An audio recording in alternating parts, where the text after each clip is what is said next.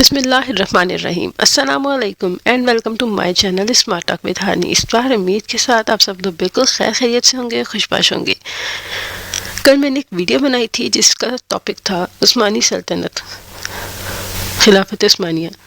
اس کے اگلے پارٹ کے ساتھ ہانی حاضر ہے۔ اگر آپ نے اب تک میرے چینل کو سبسکرائب نہیں کیا تو چینل کو کر لیجیے سبسکرائب، بیل آئیکن کو پریس کر دیجیے بہت اچھی امیزنگ ہسٹری، فیکٹس اور سلطنت عثمانیہ کے بارے میں جاننے کے لیے۔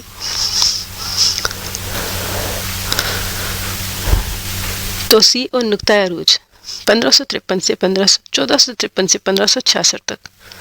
1553 میں فتح قسطنطنیہ نے جنوب مشرقی یورپ اور بحیرہ روم کے مشرقی علاقوں میں عثمانی سلطنت عثمانیہ کی عظیم قوت کو بڑھا دیا، اور پھر 1566 تک یورپ اور مشرق وسطیٰ اور شمالی افریقہ میں فتوحات کا ایک طویل دورہ کا آغاز ہوا۔ ان فتوحات کا سبب فوج کا معیاری نظم و ضبط اور جدید عسکری قوت تھی، جس میں بارود کے استعمال کے ساتھ ساتھ مضبوط بحریہ کردار بھی بہت اہم تھا۔ ریاست کی معیشت میں اہم ترین کردار تجارت کا تھا، کیونکہ یورپ اور ایشیا کے درمیان تجارت کے تمام زمینی اور سمندری راستے عثمانی سلطنت سے ہوकर گزرتے تھے۔ ایک کے بعد ایک عظیم سلاطین نے سلطنت کی سرحدیں پھیلانے میں اہم کردار ادا کیا، جن میں سلیم اول کا نام نمایاں تھا، جنہوں نے مشرقی قائم کی۔ سلیم کے جانشین سلیمان علی شاہ 1520 سے 1566 تک۔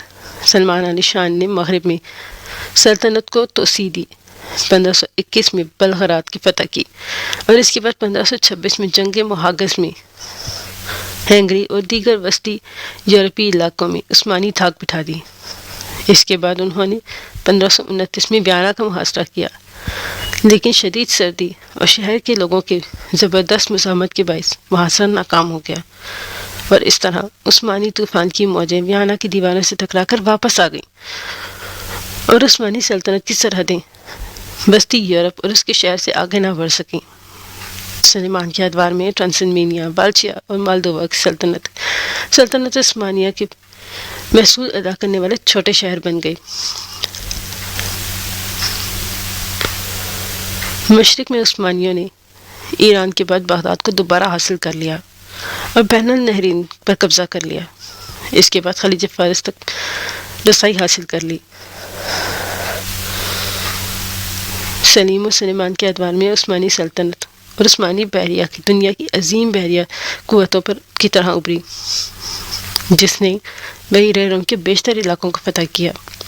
ان فتوحات میں اہم ترین کردار عثمانی امیر البحر خیر الدین پاشا باربروسا کا رہا، جس نے سلیمان کے دور میں کئی عسکری فتوحات حاصل کی، جس میں اسپین کے خلاف تیونس اور الجزائر کی فتح، سقوط غرناطہ اور وہاں کے مسلمانوں اور یہودیوں کو بحفاظت عثمانی سرزمین تک منتقلی۔ 1543 میں مقدس رومی سلطنت کے خلاف نائس، جو کہ فرانس کا شہر، فتح کر لیا۔ 16ویں صدی میں مغربی یورپ قوتوں، خصوصاً پرتگیزیوں کی خلیج فارس اور بحیرہ ہند پر بڑھتی ہوئی قوتوں نے عثمانی بحریہ کے لیے شدید مشکلات پیدا کی۔ عثمانیوں کی جانب سے مشرقی اور جنوبی راستوں کو بند کر دیا گیا، اور راستے بند ہونے کے باعث یورپی قوتیں ایشیا کے لیے نئے راستوں کی تلاش میں نکل پڑیں اور ہند و چین کے نئے راستے دریافت کیے۔ بغاوتیں 1566 سے 1683 تک۔ 1566 میں سلیمان کے انتقال کے بعد علاقائی فتوحات کا خاتمہ ہوا۔ مغربی یورپ کی سلطنت کا بطور بحری قوت ابھرنا، یورپ سے ایشیا کے لیے متبادل راستوں اور نئی دنیا یعنی امریکہ کی دریافت نے عثمانی معیشت کو زبردست نقصان پہنچایا۔ ایسے نازک وقت میں جبکہ سلطنت عثمانیہ کو بیدار اور معزز حکمرانوں کی ضرورت تھی، بدقسمتی سے ایسے نالائق حکمران طویل دور کا سہنا پڑا، جس نے داخلی عسکری محاذ پر مملکت کو شدید نقصان پہنچایا۔ ان تمام مشکلات کے باوجود 1683 میں جنگ ویانا تک سلطنت کی فتوحات کا سلسلہ جاری رہا، تاہم اس جنگ کے بعد توسیع کا مکمل خاتمہ ہوا۔ مغربی یورپ کی جانب سے نئے تجارتی راستوں کی تلاش دریافت، اور اس کے علاوہ نئی دنیا سے اسپین میں بڑی مقدار میں چاندی کی آمد نے عثمانی سکے کی قدر میں تیزی سے کمی کی۔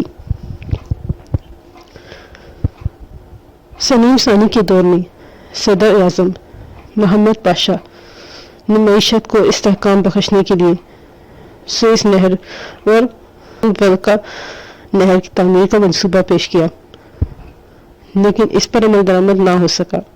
اسی دور میں جنوبی یورپ نے اسپین کے فلپ ثانی کی زیر قیادت کیتھولک قوتوں کو بحیرہ روم کے عثمانی بحیرہ کی قوت کو نقصان پہنچانے کے لیے گٹھ جوڑ کر لیا۔ 1571 میں جنگ لیپانٹو میں شکست بحیرہ روم اور سلطنت کی برتری کے فوری خاتمے کا باعث بنی۔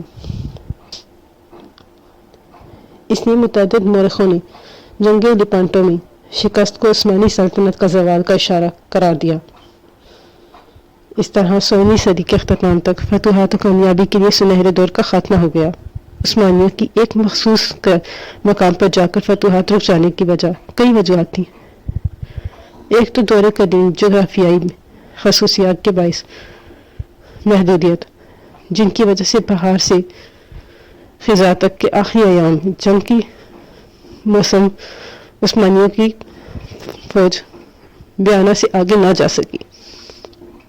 دیگر وجوہات میں سرحدوں کی دونوں جانب مختلف حریفوں،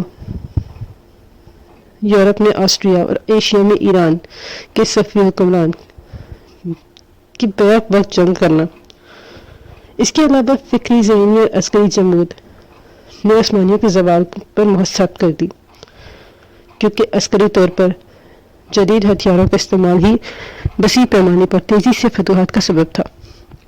لیکن مذہبی دانشور طبقے نے کے بڑھتے ہوئے دقیانوسی خیالات نے یورپیوں کی جدت کو اور عسکری ٹیکنالوجی کے مقابلے میں عثمانیوں کو کافی پیچھے چھوڑ دیا۔ یہ نیچری جن سے یورپ کے تمام افواج کانپتی تھیں آرام پسند ہو گئیں اور ملک کے سیاسی معاملات میں مداخلت کے